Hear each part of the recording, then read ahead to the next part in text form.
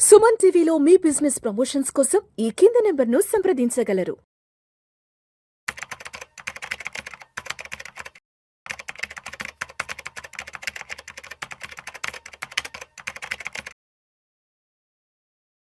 Anchored వీవ్యాప్, scalper trend, price action ఈ మూడిటి కాంబినేషన్తో ఒక పర్ఫెక్ట్ ట్రేడ్ని మనం ఎలా ప్లాన్ చేయొచ్చు అనేది ఈ వీడియోలో చూద్దాము. ఇక్కడ మనకి యాంకర్డ్ వీవ్యాప్స్ అనేవి చాలా నేరోగా ఉంటాయి.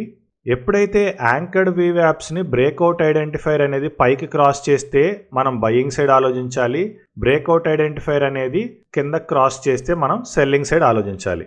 అయితే బ్రేక్అవుట్ ఐడెంటిఫైర్ క్రాస్ చేసేసరికి ప్రతిసారి గేమ్ మనకు అందుబాటులో ఉండదు, కొన్నిసార్లు గేమ్ అప్పటికే అయిపోయి కూడా ఉంటుంది.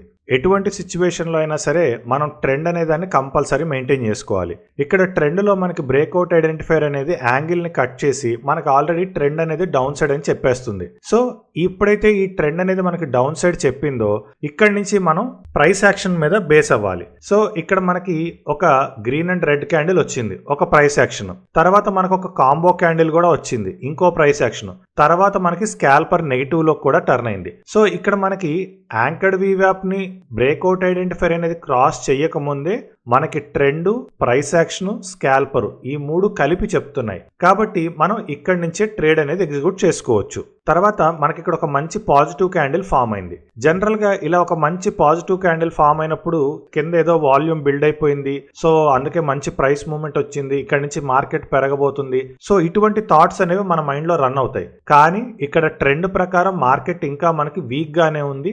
కాబట్టి ఇక్కడ మనకి ప్రైస్ అనేది ఫెయిల్ అయ్యే ఛాన్స్ ఉంటుంది. కాబట్టి ప్రైస్ ఎప్పుడు ఫెయిల్ అవుతుందా అని వెయిట్ చేస్తే మళ్ళీ మనకి ఇక్కడ ఒక గ్రీన్ అండ్ రెడ్ క్యాండిల్ వచ్చింది.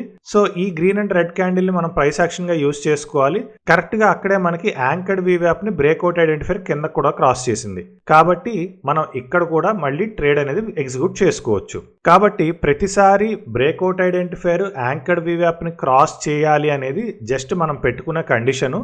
కానీ క్రాస్ చెయ్యక ముందే మనం ప్రైస్ యాక్షన్ ని, ట్రెండ్ ని యూజ్ చేసుకుంటే ఇంకొంచెం అడ్వాన్స్డ్ గానే మనం ట్రేడ్ అనేది ప్లాన్ చేసుకోవచ్చు. సో బేసిక్ కండిషన్ ఏంటంటే యాంకర్డ్ వీవ్యాప్ అనేది బ్రేక్అవుట్ ఐడెంటిఫైర్ ని క్రాస్ చేసి కిందకు వస్తే మార్కెట్ నెగిటివ్ సైడ్ ఉంటుంది.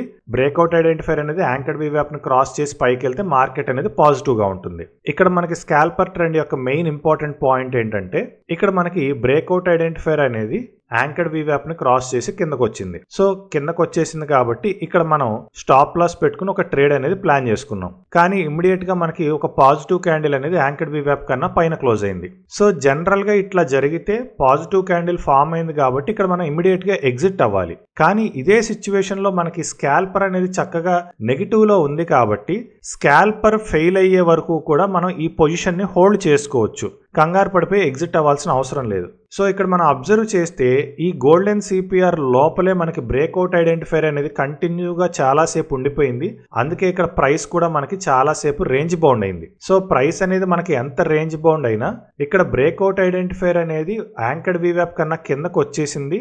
ఆ సిచ్యువేషన్ లో స్కాల్పర్ కూడా మనకి నెగిటివ్ గా సపోర్ట్ చేస్తుంది. కాబట్టి ఇక్కడ మనం ఏదైనా నెగిటివ్ సైడ్ కి ఒక పొజిషన్ తీసుకుని ఉంటే ఆ పొజిషన్ ని మనం చక్కగా హోల్డ్ చేసుకోవచ్చు. మెజారిటీ ఆఫ్ ది టైమ్స్ ఒకసారి బ్రేక్అవుట్ ఐడెంటిఫైర్ అనేది యాంకర్డ్ వీవ్యాప్ ని క్రాస్ చేసి కిందకు వస్తే కిందకి, పైకి క్రాస్ చేస్తే పైకి, మళ్ళీ కిందకి క్రాస్ చేస్తే కిందకి, ఈ విధంగా మనకి మార్కెట్ అనేది వెళ్తూ ఉంటుంది. ఒక 1 అవర్ లో ఒకే యాంకర్డ్ వీవ్యాప్ దగ్గర 2 స్టాప్ లాసులు కనుక హిట్ అయితే ఏది ఏం జరిగినా ఆ అవర్ లో 3వ ట్రేడ్ అనేది దయచేసి ప్లాన్ చేయొద్దు. ఇది చాలా ఇంపార్టెంట్ రూల్.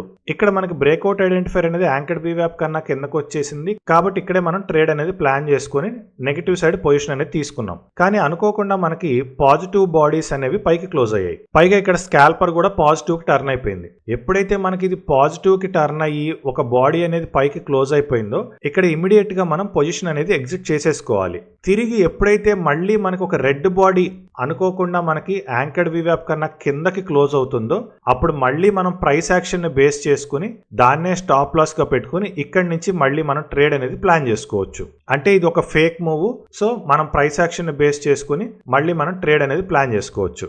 సో ఎప్పుడైతే మనకి యాంకర్డ్ వీవ్యాప్ దగ్గర బ్రేక్అవుట్ ఐడెంటిఫైర్ పైకి కానీ కిందకి కానీ క్రాస్ చేయడానికి ట్రై చేస్తుందో అక్కడ మాత్రమే మనం ట్రేడ్స్ అనేవి ప్లాన్ చేసుకోవాలి. ఇంకా వేరే ఎక్కడా కూడా ట్రేడ్ ప్లాన్ చేసుకోకుండా ఇక్కడ మాత్రమే మనం ట్రేడ్స్ అనేది ప్లాన్ చేసుకుంటే మనకి చక్కగా మంచి క్వాలిటీ ట్రేడ్స్ అనేవి వస్తాయి.